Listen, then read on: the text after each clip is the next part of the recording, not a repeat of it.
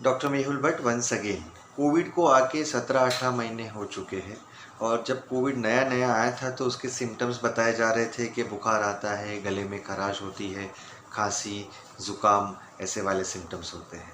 जब कोविड का second wave मार्च अप्रैल मई महीने में इंडिया में आया था तो उसके सिम्टम्स कुछ बदली हो गए थे क्योंकि जो कोविड का वायरस था वो भी बदली हो गया था।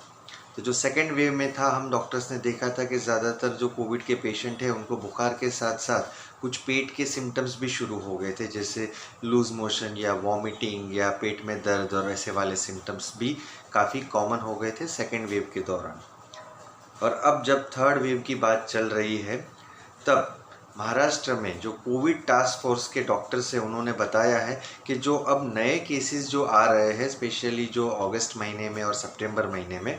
उनके जो लक्षण है, सिम्टम है, वो भी कुछ बदली हो गए हैं फर्स्ट और सेकेंड वेव वाले कोविड के कंपैरिजन में। तो ये जो नए लक्षण है उसमें से कुछ जो लक्षण उन्होंने बताए हैं कोविड टास्क फोर्स ने, उसमें से एक है कंजंक्टिवाइटिस, आँख लाल हो जाना।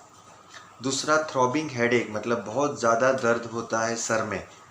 या तो हियरिंग लॉस, सुनाई कम देता है पेशेंट को, अचानक आपकी जो सुनने की शक्ति है वो थोड़ी कम हो जाती है, बुखार के साथ भी या तो बुखार के बगैर।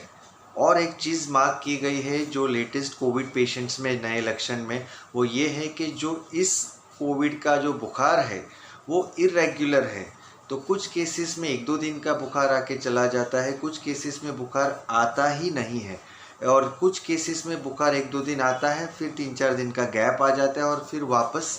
बुखार 1-2 दिन का आता है। तो जो ये सब सिम्टम्स है ये नए वाले कोविड में